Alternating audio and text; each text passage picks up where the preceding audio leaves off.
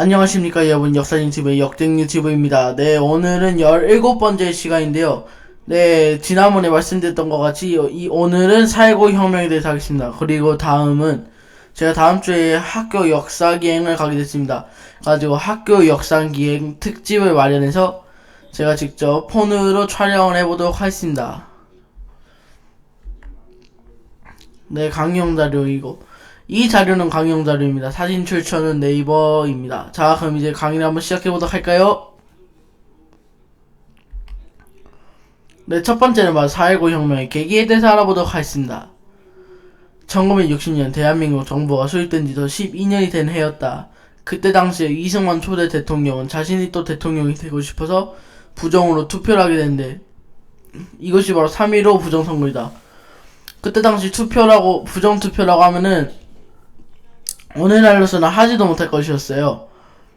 예로 들면은 그런 마을 사람들에게 음식 같은 거 나눠주면서 기호 몇 번 누구누구를 꼭 뽑아주세요 그런다든지, 그 다음에 누구누구 안 뽑으면은 공산당 빨갱이다 막 그렇게도 하고, 그 다음에 하다못해서 이제는 투표하는데 들어가지고 누구를 뽑는지까지 지켜보고, 그 다음에 이제 3월 15일 날에는 이제 하다못해 정전시킨 다음에 이승만의 표로 이승만 표가 들어간 그런 통을 재빨리 갈아치게 하는 그런 부정으로 투표하게 되는데, 이것이 바로 3.15 부정선거가 되겠습니다.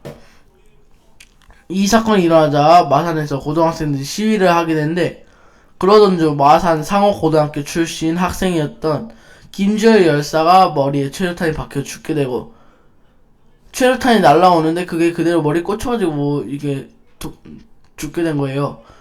경찰이 이 사실을 은폐하기 위해서 김주열 열사의 시신을 마산 앞바다에 팔다리 있다 돌을 묶어져 버리게 됩니다. 그러나 이제 바위에 있는 줄이 파도 때문에 끊기고 4월 10일 김주열 열사의 시신이 마산 앞바다에 떠오르게 되고, 그로 인해 4.19 혁명이 시작되게 됩니다. 이게 바로 그때 당시에 김주열 열사의 모습이고요. 이게 김주열 열사의 시신입니다. 돌아갔을 때 당시의 나이가 17살이라고 합니다. 요즘 지금 고등학교 1학년이죠. 고등학교 1학년 학생을 이렇게 무참히 죽인 그때 당시 경찰도 참 나빴다고 보시면 되겠습니다. 자, 그럼 이제 4.19 혁명 전개에 대해서 말을 해보도록 하겠습니다. 4월 19일 고려대학교 학생들이 시위를 하고 기가던 중에 정부에서 부른 정치 깡패들에게 피습을 당하게 됩니다. 그러자 초등학생부터 교수들까지 시위에 참여해서 경무대를 향하십니다. 여기서 말하는 경무대라는 건 오늘날의 청와대급이 되겠습니다.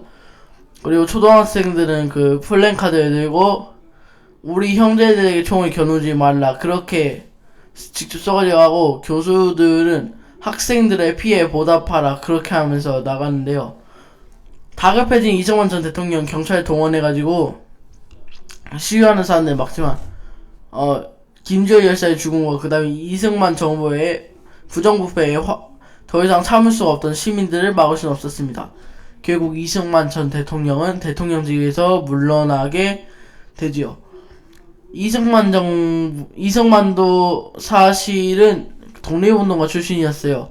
엄청나게 똑똑한 엘리트였는데 권력을 잡으려고 하던 그런 욕심 때문에 이제 자신의 인생을 망친 거지요. 참고로 이승만 전 대통령께서 주장한 그런 것들이 외교론인데요. 그때 당시 일제강점기 때 외교론은 무장투쟁론과 그 다음에 준비론과 함께 같이 떠오른 그런 것입니다.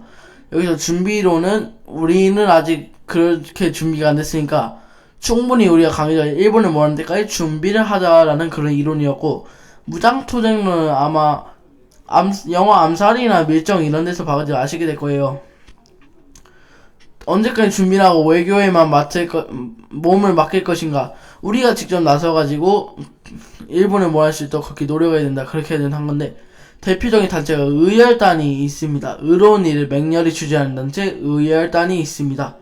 그 다음에 이제 외교로는 미국이나 그런 강국에 우리나라의 지금 이런 상황을 알려가지고 외국의 힘을 빌려서 이제 나라를 구하자는 건데, 실제로 이 외교론 때문에 지금 남북으로 갈라지게 된 계기가 되었죠.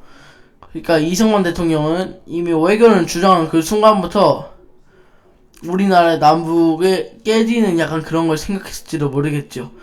하지만 그럼에도 불구하고 이승만은 외교는 끝까지 추진할 거 결국엔 6.25 전쟁까지 이르는 그런 상황이 이르게 됩니다. 그리고 현재까지도 이게 분단국가가 남아있죠. 전 세계적으로 분단국가로 남아있는 나라는 분단국가로 휴전하고 있는 나라는 저희 나라가 유일하다고 합니다. 자, 여기 이제 철거되는 이승만 전 대통령의 동상인데요. 초등학생들이 이렇게 끌면서 이승만 대통령의 조각상을 보면서 이렇게 조롱하고 있는 듯한 그런 모습입니다. 여기 이게 보시면 이제 이승만 전 대통령은 이런 청동상인데요. 그 이후에 다시 세워졌다고 합니다. 자, 그럼 이제 방치되어 있는 이승만 전 대통령 동상인데요. 이렇게라도 남아있는 게 3점인데 그 중에 2점이 있습니다. 이거는 이게 방전에 여기서 애들이 끌어내리다 바로 이 동상이 되겠고요. 그 다음에 이거는 저기 종로구 쪽에 있었던 이승만 전 대통령의 흉상이 되겠습니다.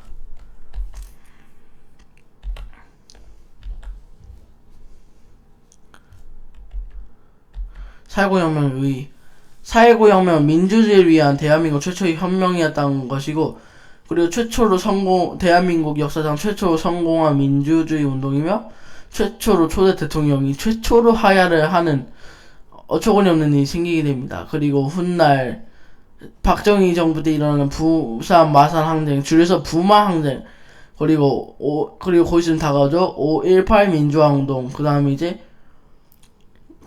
다음 달이면 다가오는 6월 민주화 항쟁의 계기가 됩니다. 그리고 대한민국에서 민주주의가 살아있다는 민주주의 승리에 보여주는 대표적인 예가 되겠습니다.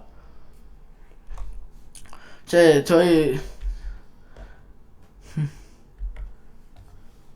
저의 강의가 끝났습니다. 구독과 좋아요 한 번씩 부탁드리고, 제가 마지막으로 드리고 싶은 말은, 우리가 누릴 수 있는 이런 민주주의는 수많은 사람들의 피와 땀 그리고 노력으로 이루어졌다는 것을 잊지 않아 주셨으면 좋겠습니다. 그럼 다음 시간에 보도록 합시다. 다음 시간 학교 역사기행 특집 많이 봐주세요. 감사합니다.